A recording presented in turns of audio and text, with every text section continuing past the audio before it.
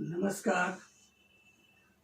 आज पूरा विश्व कोरोना के संक्रमण से संकटग्रस्त है। वैसी परिस्थिति में आज हम प्रकृति तथा मानव के बीच के संबंध का अध्ययन करना उचित लगता है। भूगोल में प्रकृति तथा मानव के संबंधों का अध्ययन किया जाता रहा है और उस संबंधों के अध्ययन के क्रम में कई विचारधाराएं प्रस्फुटित हुई हैं, जिसमें एक विचारधारा है निश्चयवाद या नियतिवाद, जिसे अंग्रेजी में डिटर्मिनिज्म कहते हैं। इस विचारधारा के अनुसार प्रकृति सर्वोपरि है। मानव के व्यवहार, खान पान, रहन सहन, संस्कृति, विचार सब कुछ प्रकृति द्वारा निर्धारित होती है। प्रकृति के विरुद्ध मानव नहीं जा सकता है। कुछ लोगों ने तो कहा कि मनुष्य वातावरण का दास है। Man is the slave of the nature. यद्यपि निश्चयवाद का जन्म जर्मनी में हुआ। 1800 शताब्दी के उत्तरार्ध में कांट ने इस संबंध में चर्चा की। उसके बाद 19वीं शताब्दी में हम्बोल्ट, रीटर, राइटजर आदि ने इसका विकास किया।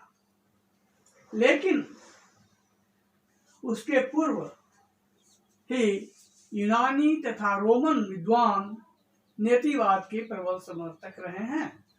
उन्होंने इसकी चर्चा अपने अध्ययन क्रम में की है।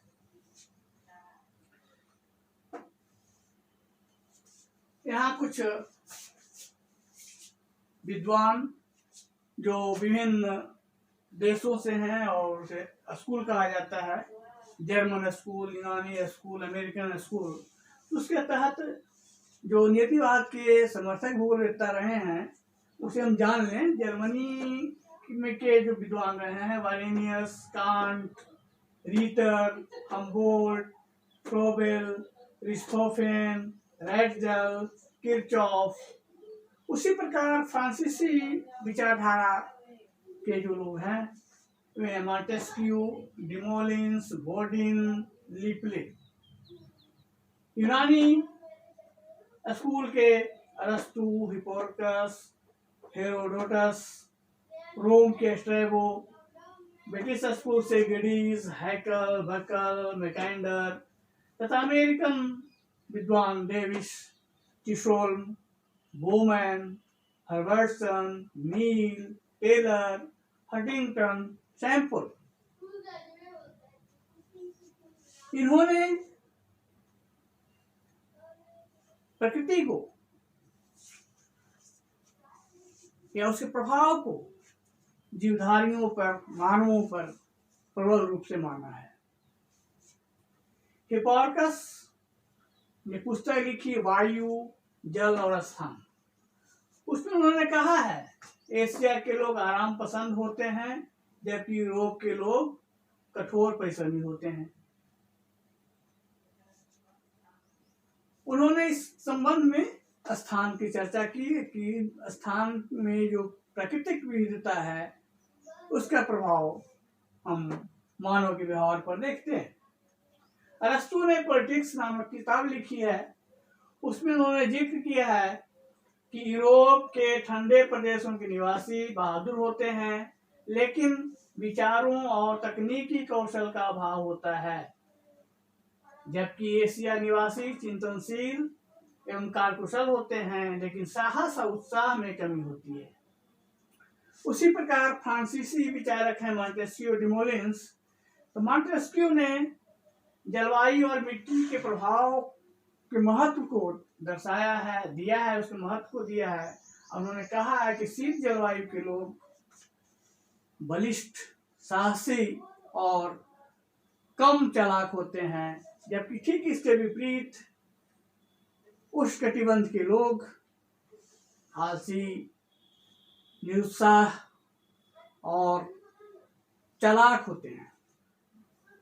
डिमोलिन्स ने, जो भी फ्रांसीसी ही विद्वान थे, डिमोलिन्स, उन्होंने कहा समाज वातावरण द्वारा निर्मित है, अर्थात इन्होंने भी प्रकृति को सर्वोपरि माना कि प्रकृति अपने रूप समाज बनाता है। जर्मनी विद्वान हम्बोल्ट, रीटर, रैटजेल, ये जो कांट के बाद 19वीं शताब्दी में संभववाद नहीं अपितु निश्चयवाद, संभववाद अलग विचारधारा है, यहाँ हम निश्चयवाद को देख रहे हैं। तो उन्हें निश्चयवाद पर प्रकाश डाला था। हम्बोल्ट ने पुस्तक लिखी थी कॉस्मोस। उन्होंने वातावरण के प्रभाव को जीवधारियों पर दिखाया कि वातावरण संस्कृति के विकास में, सभ्यता के विकास में, शारीरिक गठन के विकास में किस प्रकार हावी रहता है। रीटर ने पुस्तक ली थी एरकुंडे, उन्होंने भी वातावरण को सर्वोपरि माना। रैटजेल महोदय ने पुस्तक लिखी एंथ्रोपोजोग्राफी।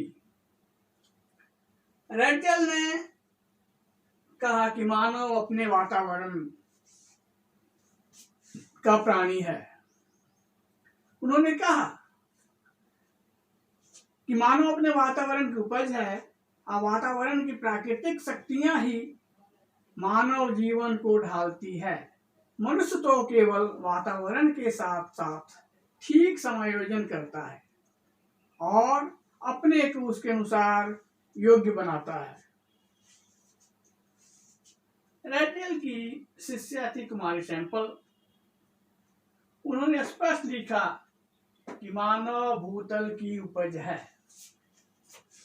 कुमारी सैंपल ने अनेक पुस्तकें लिखी, शोध पत्र लिखे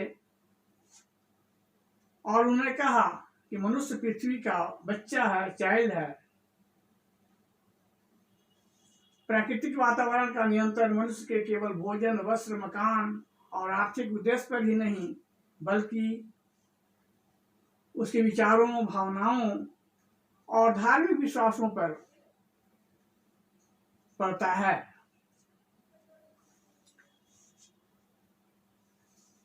हटिंगटन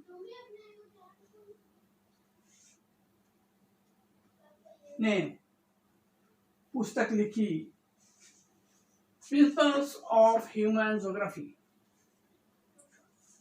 उन्होंने भी स्पष्ट कहा कि सभ्यता के विकास पर जलवायु का स्पष्ट प्रभाव पड़ता है, अर्थात कोई सभ्यता कितना विकसित करेगा, विकासशील होगा, उसे वहां की जलवायु काफी प्रभावित करती है। हैकल ने एक पुस्तक लिखी थी इकोलॉजी। उसने में भी जीवधारियों के वातावरण के साथ अनुकूलन की बात की है। इस प्रकार देखते हैं कि कई विद्वानों ने प्रकृति को सर्वोपरि माना।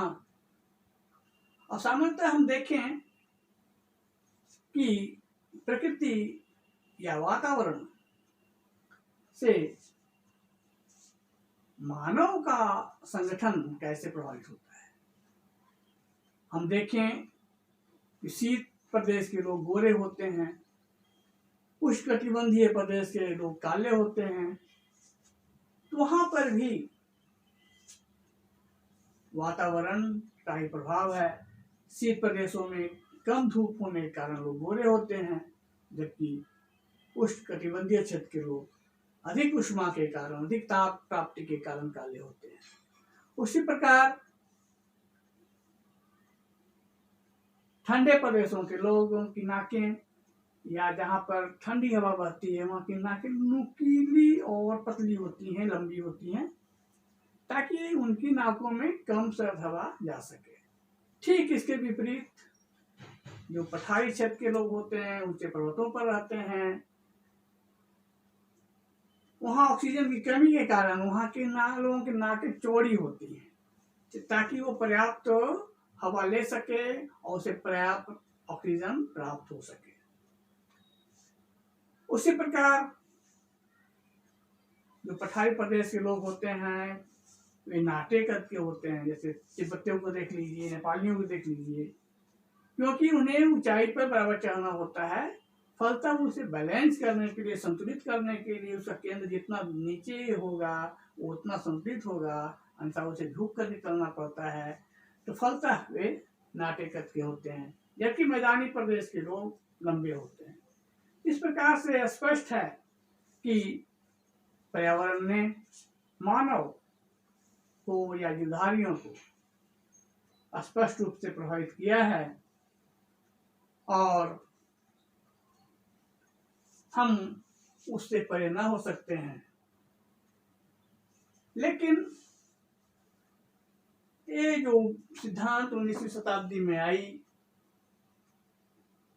विकसित हुआ, ये विचारधारा नीतिवाद का, तो वह महत्वपूर्ण 20वीं शताब्दी के प्रारंभ तक रहा। उसके बाद भूगोलवेत्ताओं द्वारा इसकी आलोचना की जाने लगी और कहा जाने लगा कि यह बात सत्य है कि वातावरण जीवधारियों या मानव को प्रभावित करता है, परंतु मनुष्य भी वातावरण में परिवर्तन लाता है, इसमें भी क्षमता है। और फिर उसके पश्चात एक नई विचारधारा का प्रादुर्भाव हुआ, संभववाद विचारधारा का, जिसका अध्ययन हम लोग अगली कक्षा में करेंगे।